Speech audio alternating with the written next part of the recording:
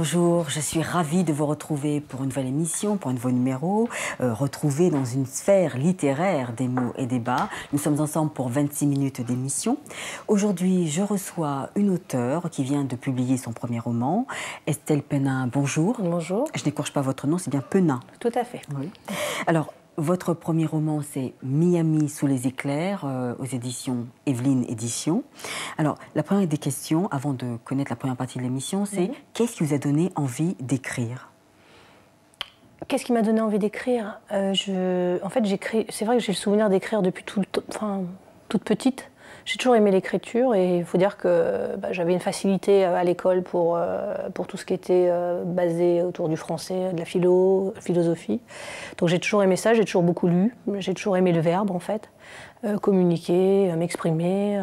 Donc il n'y a pas un déclencheur, en tout cas je ne me rappelle pas d'un déclencheur. Je sais que petite j'ai fait des petits carnets de poésie où j'écrivais des petites notes par-ci par-là et puis j'avais mon petit journal intime dans lequel j'écrivais beaucoup de choses.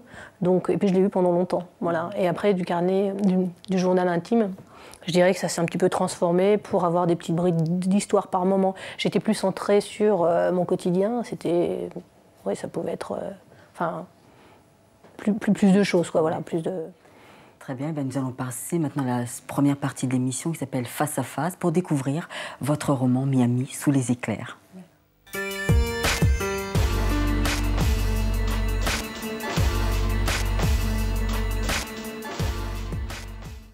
Au début de votre ouvrage, dans le premier chapitre, nous faisons connaissance avec Christiana. Alors, pour donner envie aux téléspectateurs, décrivez-nous cette jolie femme, Christiana. Alors, Christiana, c'est vraiment une Parisienne, donc une personne urbaine et avec tout ce que ça comporte, qui aime la vie, qui sort, qui aime se cultiver, qui est journaliste dans le livre et qui, en fait, dès le début du livre, en fait, on la situe donc dans cette vie qu'on a imaginée jusque-là. Et en fait, elle va tomber pour la première fois dans un bilan. Voilà, elle va se faire pour la première fois son bilan, un premier bilan, je veux dire. Et voilà, et tout ce monde, d'un coup, lui paraît sans but, ouais, superficiel. Voilà. Mais elle est vraiment, dans un premier temps, elle donne l'impression d'être plutôt vivante et bien dans sa vie. Ouais.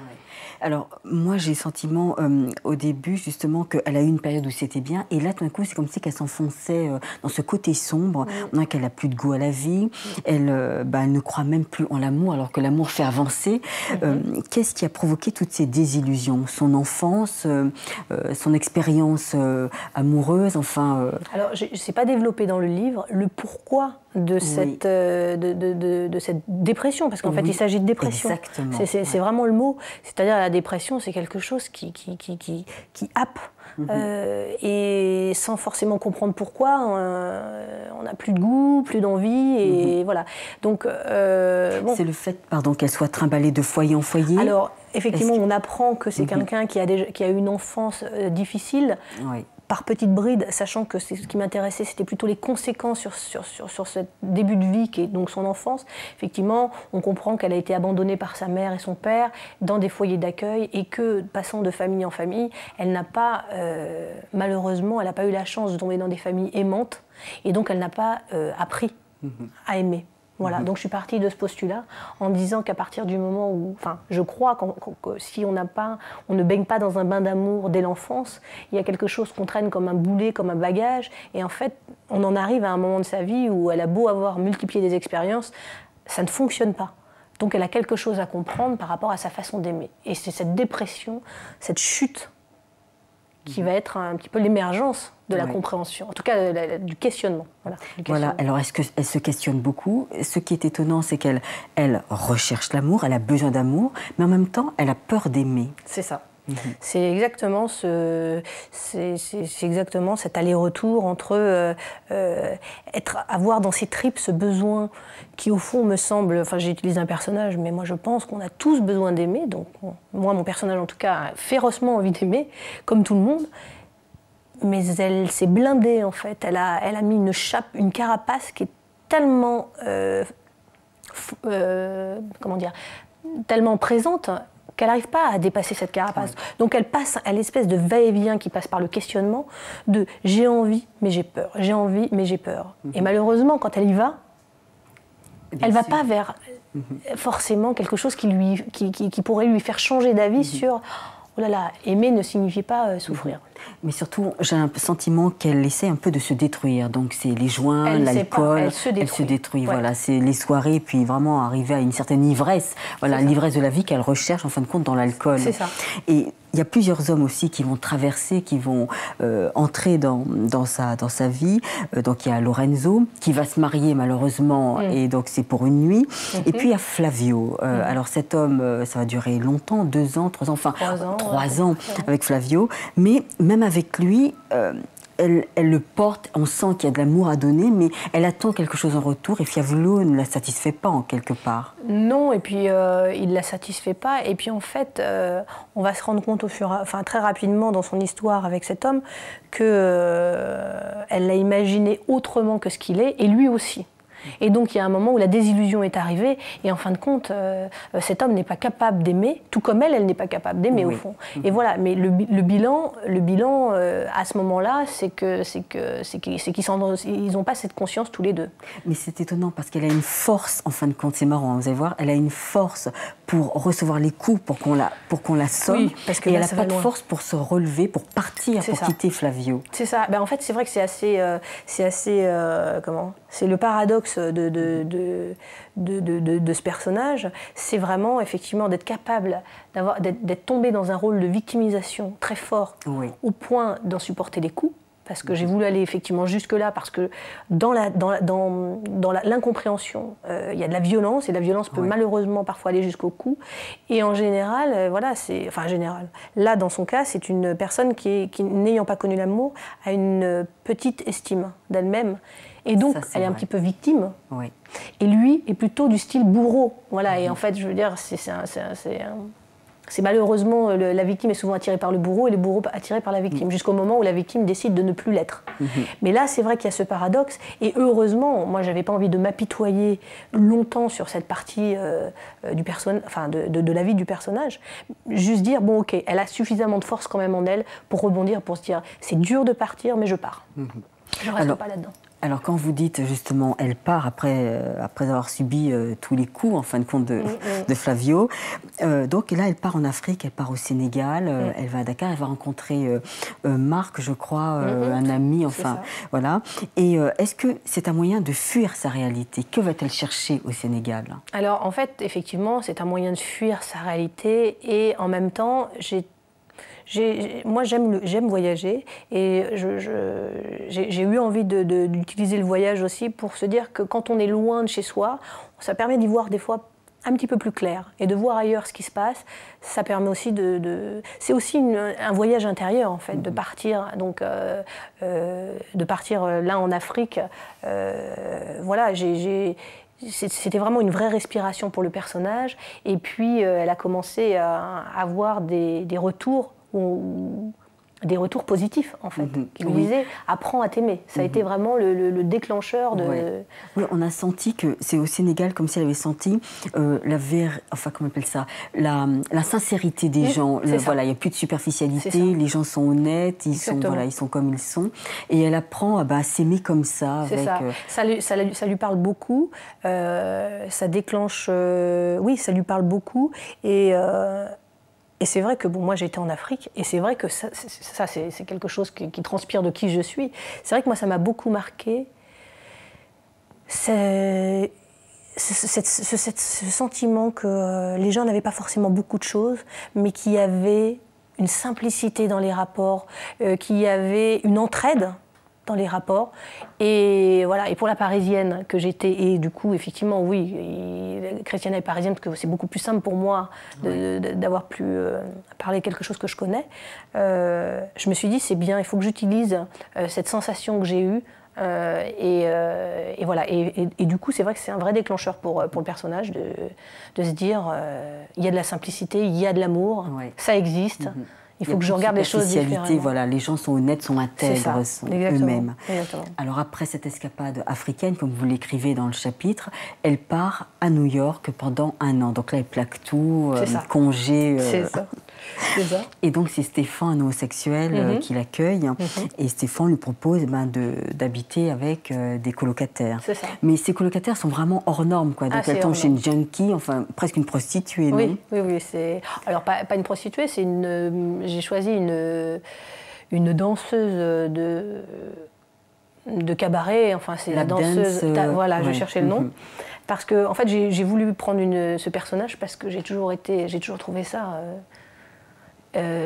étrange, donner envie à des hommes sans pouvoir toucher, j'ai jamais tout à fait compris. Mais bon, voilà, donc cette femme-là, elle fait ce métier-là et elle est effectivement, elle est junkie, et elle se retrouve au milieu d'elle, et puis c'est la voisine. Oui, la voisine. Qui arrive, qui débarque par la fenêtre pour prendre la cafetière. Enfin, on se dit, mais c'est quoi ce monde? C'est New York, quoi. Enfin, voilà. C'est New York aussi, oui. Et c'est vrai qu'à New York, il y a de tout. Voilà, c'est ces grandes villes, c'est ce mixte, cette effervescence. Et donc là, c'est vrai qu'elle se retrouve confrontée à quelque chose qui la déstabilise. Et puis il y a autre chose aussi quelqu'un d'autre qui va la déstabiliser, parce que je veux arriver sur ce moment-là.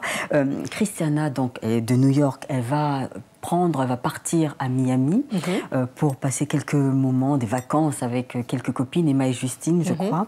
Et là, elle voit un beau métis. Voilà. Et là, c'est marrant parce que ce passage... donc il y a ce coup de foudre, voilà. On sent qu'il y a une attirance, il y a une attraction, il y a une force qui se dégage. On a l'impression que c'est 2 planètes qui se rencontrent. Tant mieux, je suis ravie que vous me disiez ça, que vous ressentiez vraiment dans l'écriture, parce que oui, c'est ce que je voulais vraiment faire passer. C'est le coup de foudre par excellence, quoi. Donc le coup de foudre, c'est quelque chose d'incontrôlable. Voilà. Jusque-là, dans le roman, elle était dans le contrôle de ce qu'elle vivait. Exactement. Et là, cet homme déclenche en elle, d'ailleurs ça la met un petit peu en panique, mais pas longtemps, cette sensation qu'elle ne contrôle plus rien.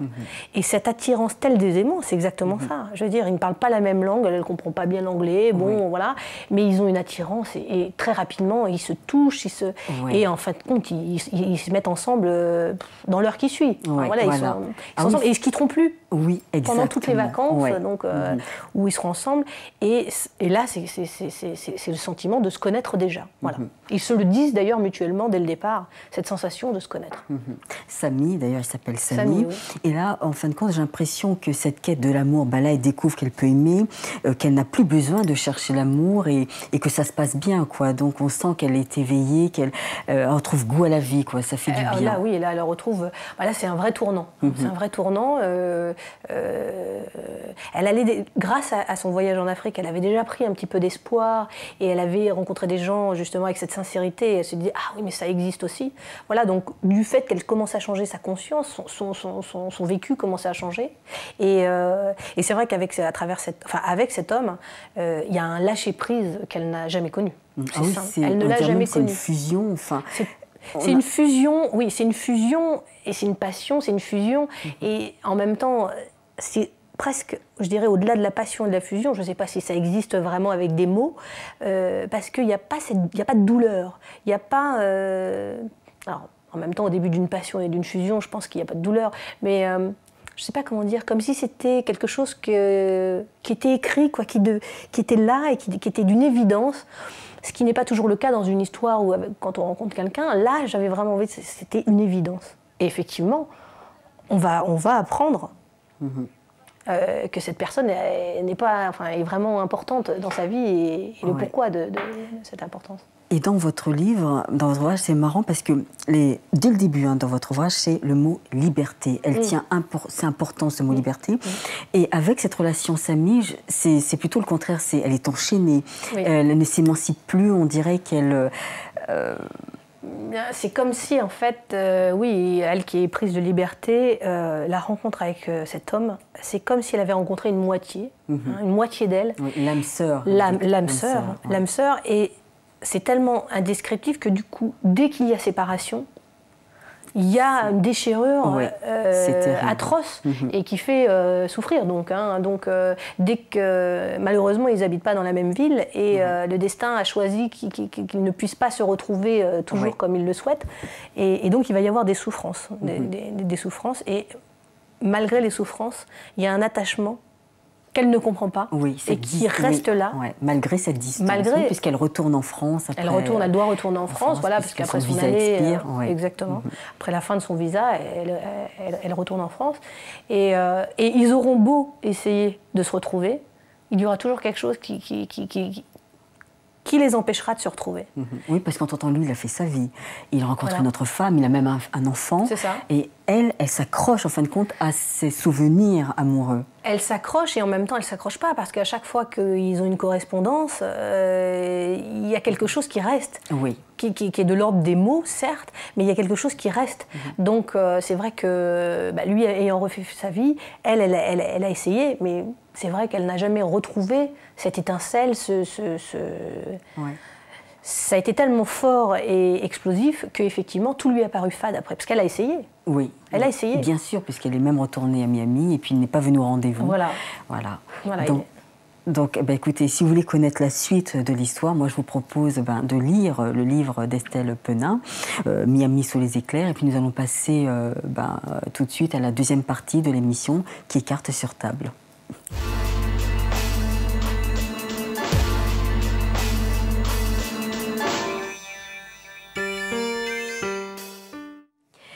Estelle Penin, vous avez des cartes devant vous. Alors, vous en prenez une au hasard et puis vous m'annoncez le chiffre. 3 de trèfle. Le 3, d'accord. Eh bien, le 3, nous allons voir, voilà. Chacun cherche son chaman. Parce que dans votre livre, et puis vous-même, vous êtes à la quête, une sorte de quête spirituelle. Oui, c'est ça. Oui. Et, c'est drôle que... Oui. Oui, parce que même dans le dossier de presse, on parle justement de cette quête religieuse. Vous parliez justement de cette quête quantique, enfin... Alors, c'est pas une quête religieuse, c'est vraiment... En fait, c'est ce que j'aborde en fait, dans Miami sous les éclairs, c'est la quête de soi. Donc là, j'ai utilisé des histoires d'amour pour que en fait, ce personnage apprenne à s'aimer. Mais en fait, moi, c'est la quête de toute ma vie. Voilà. C'est-à-dire que il y a plus de 15 ans, j'ai commencé à m'intéresser à ces sujets et je n'ai plus jamais arrêté, et je pense que je n'arrêterai pas parce que j'aime l'idée, enfin j'aime pas l'idée, je me suis rendu compte que plus on apprend à se connaître, plus on apprend à s'aimer, et plus on apprend à s'aimer, plus on aime les autres. Oui. Et la vie devient beaucoup plus simple quand on sait qui on est. Beaucoup, beaucoup plus simple. Dans le dossier de presse, il est marqué, donc Estelle Penin rencontre l'enseignement d'un maître chaman et se passionne pour ces techniques de soins lui apportant bien-être, ouverture spirituelle et guérison de l'âme. Tout à fait. Ouais, parce qu'en fin de compte, vous étiez un peu comme Christiana, guérison de l'âme. Oui, c'est vrai que dans Christiana, il y a 2 mois, ça c'est sûr, et que j'étais dans cette recherche de... Et je suis toujours d'ailleurs dans cette recherche de... Au départ, c'était une recherche de bien-être. Mais en fait, au bout d'un moment, je suis quelqu'un qui est athée, qui n'a pas eu d'éducation religieuse, et j'ai toujours eu un appel dans le cœur, vraiment, comme un désir d'absolu, mais moi je le jugeais absolu à l'époque, mais aujourd'hui je me rends compte que c'est pas absolu, c'est spirituel. Donc après, peut-être que pour certains le spirituel est absolu. Moi je me rends compte que le spirituel est en tout. Voilà, c'est une façon de voir la vie, c'est une conscience, c'est une façon d'être en fait. Voilà, la spiritualité. Donc on n'est pas dans le dogme, on n'est pas dans la religion, on n'est pas dans dans le dogme. Justement, vous parlez de liberté, c'est vrai que moi, ça fait partie des choses qui sont importantes pour moi.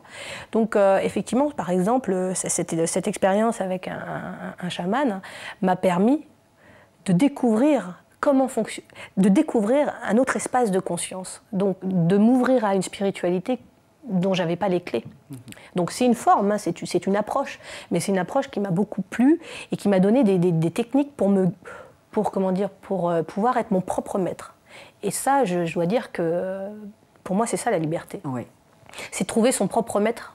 Et c'est ça la quête de soi. En fait, tout se rejoint. Je veux dire, la quête de soi, la quête de apprendre à aimer, c'est la quête de soi, quoi. Et pour moi, c'est pas de l'égocentrisme dans le sens se regarder le nombril et se dire je m'aime et tout va bien. Non, c'est comprendre le mystère de notre fonctionnement, enfin du mien, et donc forcément un petit peu, enfin et celui des autres, hein, puisque les autres m'intéressent bien sûr autant que mon fonctionnement. Et voilà, et donc les approches que j'ai pu rencontrer dans ma vie depuis plus de 15 ans, je veux dire, le chamanisme est arrivé là depuis 5-6 ans. Voilà, là maintenant j'en suis à un passage sur plus une approche sur qu'est-ce que la physique quantique et dans quel monde vivons-nous.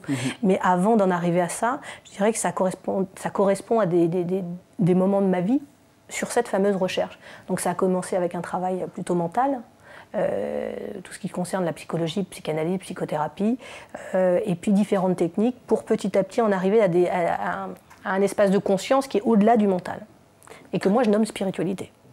Très bien. Alors nous allons passer à une autre carte. Ah bah, justement, le livre que j'ai choisi.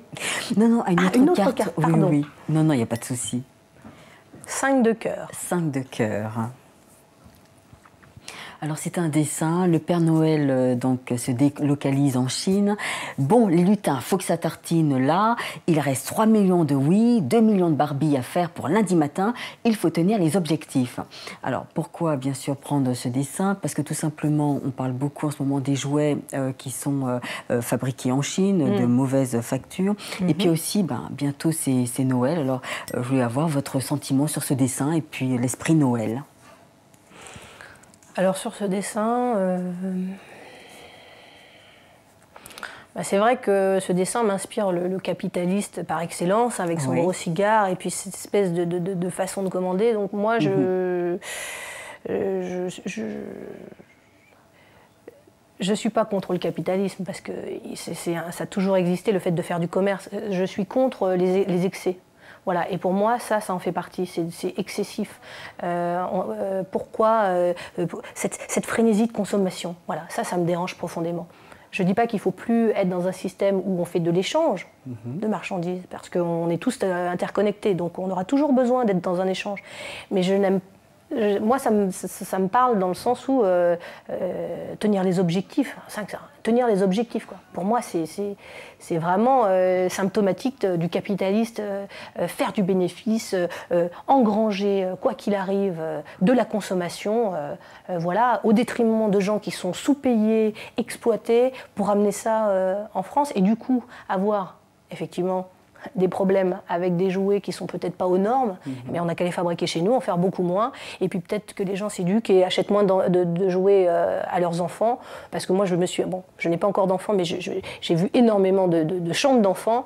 Je veux dire, il y a trop de jouets, et les enfants ne jouent même pas avec tous leurs jouets. Et des fois vous leur donnez un petit bâton, et bon, j'exagère, hein, là c'est un extrême, mais ce que je veux dire, ils n'ont pas forcément besoin de beaucoup de choses pour être heureux. Donc peut-être que l'éducation elle commence déjà là, quand les enfants sont petits. Donc oui, donc voilà, j'aimerais pas être cet homme. Voilà. Eh bien, merci pour votre témoignage. Estelle Penin, nous allons passer à la troisième partie de l'émission, Coup de cœur.